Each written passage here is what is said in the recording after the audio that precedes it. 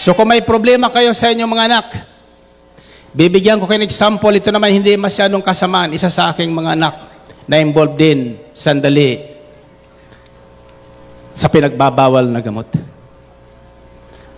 Hanggang sa ko po'y inaway na aking may bahay at sinabihang, ikaw, maghapon, magdamag, nakatutok sa mga taong lumalapit sa iyo kung saan galing, di mo mang kilala. Subalit ang anak mo niya, di mo nakikita niya, tulala na. Sabi ko sa kanya, wala akong anak na tulala. Wala akong anak na masama. Ang sabi niya sa akin, bulag ka. Bingi ka, bulag ka sa katotohanan. Kako alam ko ang katotohanan. Ang Diyos ko ay buhay. Yan ang katotohanan, ang Diyos ko ay buhay. Ang Diyos ko may kapangyarihan, siya lamang ang tayo makapagbabago ng buhay. Isang araw, parang kongreso ang aming tahanan. Nagdidebate ang aking anak at aking may bahay. Nagsasagutan. And finally, lumapit sa aking may bahay. Ayaw ko na ang wika niya. Bigay ko na sa iyo ang anak mo. Di ko na anak niyan. Sabi ko, salamat sa Diyos. Sa walakas ka ako, nakilala mo rin na ako ang ama niyan. Purihin natin ang Panginoon. Purihin ang Diyos. Amen?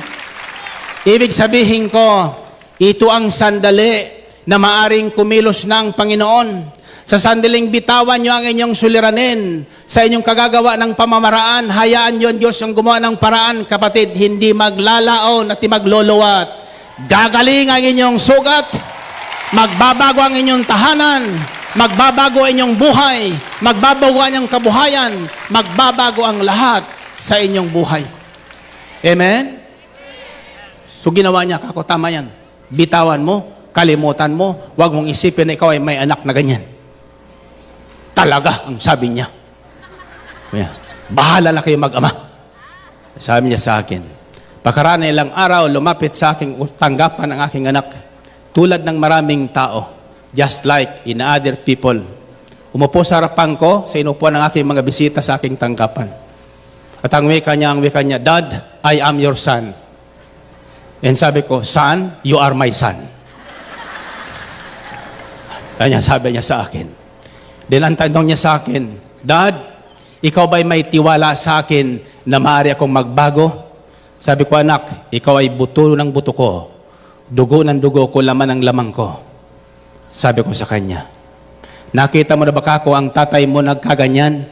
Hindi po. Kako, bakit ka nagkaganyan? Hindi ko alam.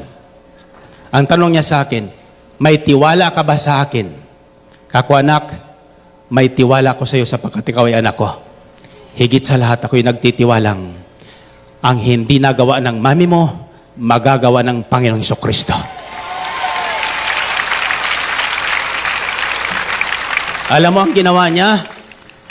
Ang sabi niya sa akin, kasi ang mami, Dad, wala nang nakita kundi ang aking mga maling gawa. Hindi niya napapansin aking mabuting gawa. Kaya laging mali ang ginagawa niya kasi nagpapapansin pala sa mami niya. Napapansin niya sa maling gawa, so mali ang ginagawa. Ganyang karamihan sa ating mga magulang. Pinapansin yung kamalian.